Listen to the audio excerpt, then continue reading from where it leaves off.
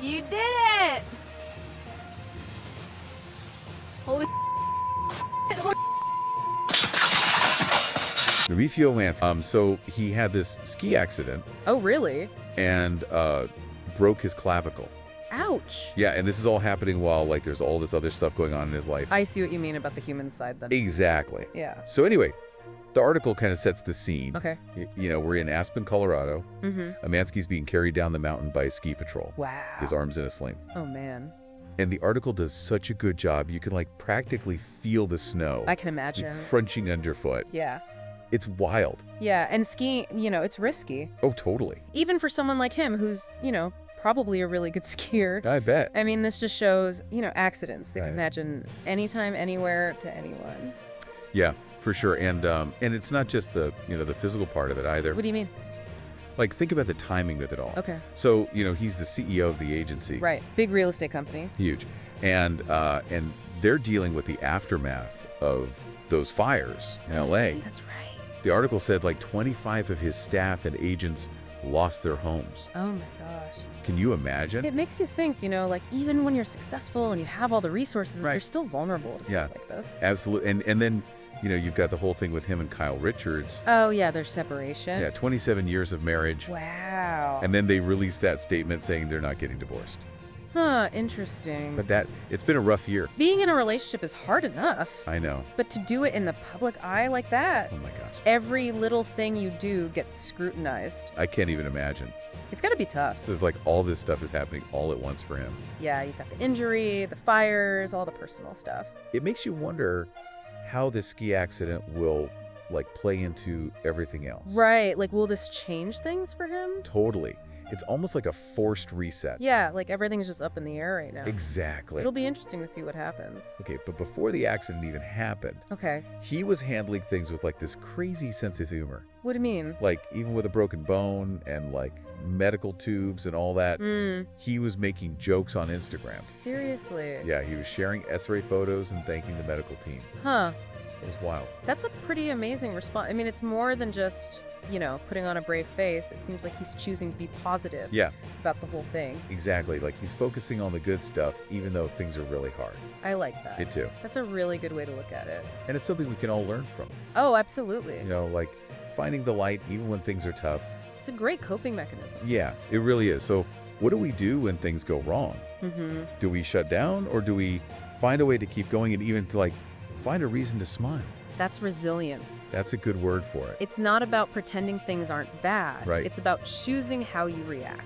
So we have this picture of Umansky, the successful CEO, Right. and suddenly he's facing this like really human, really vulnerable moment. And that vulnerability is what makes this whole thing so interesting. Yeah, It's like you're seeing the real person behind the having it all image. yeah. We're all just trying to figure life out. And with the fires going on in LA at the same time, Oh, right. it's not just his personal life that's affected. Right, like this accident couldn't have come at a worse time for his business. No kidding. His company's on the front lines helping those clients who lost their homes. Yeah, trying to find the new places to live. It's got to be so tough. Those fires were devastating. I know. Not just for people, Right. but for the whole Southern California real estate market. It's a whole different ballgame now. Yeah. And that's where Umansky's leadership is being tested.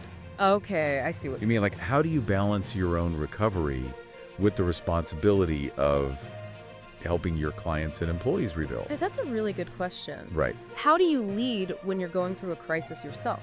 Exactly. What kind of example do you set? And these are questions that a lot of leaders face, yeah, even if they're not dealing with something as public as all this. totally. Yeah, it's a real test. Mm-hmm. And speaking of character, Yeah. the article talks about how Umansky and the agency are really stepping up to help their community after the fires. It's great to see. It's not just about, buying and selling houses anymore. Right. It's about actually helping people. Yeah, like they're connecting clients who lost their homes with new housing. That's huge. And they're waiving fees and like speeding up the whole process. Wow, they're going above and beyond. Totally. It's like they shifted from, just doing business Yeah. to a much more human approach. Exactly. And this really shows how businesses can, be a force for good in a crisis. Like Yeah. they can be a source of support for the community. And it's not just Umansky, like, delegating all this stuff either. Oh, really? The article says he's personally involved in helping families find new homes. That's amazing. It really is. Like, he's not just telling people what to do, he's out there doing it himself. Leading by example. Exactly. And it shows his team, what real leadership looks like. It's about being a human being, first and foremost. Mm-hmm. Caring about your community. And you know what? What This approach isn't just, the right thing to do. Right. It's actually smart business, too. How so? By building these strong relationships, he's Right. creating loyalty, and a good reputation for the agency. So it's a win-win. He's helping people and it helps his business. It's a good reminder that doing the right thing can also be good for business. Totally. And it goes back to what we were talking about before with resilience. Yeah. Umansky's facing all these challenges personally, yeah. professionally. And he's not just surviving. He's like moving forward with a purpose. It's inspiring. It really. And we can't forget about the elephant in the room. What's that?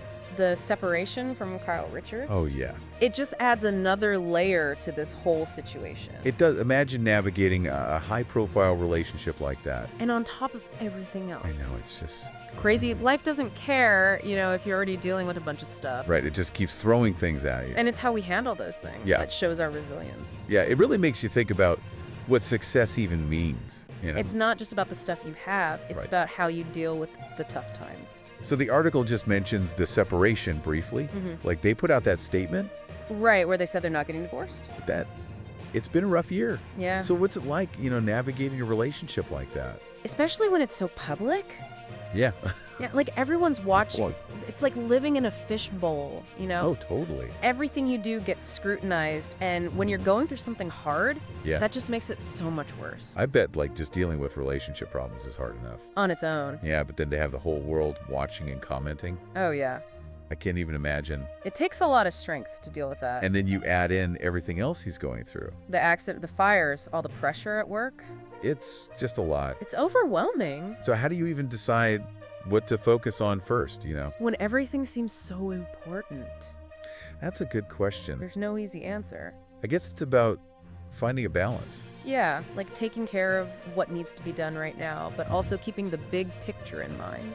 So it's not just about reacting to each thing as it comes up. Gotta have a plan. Right.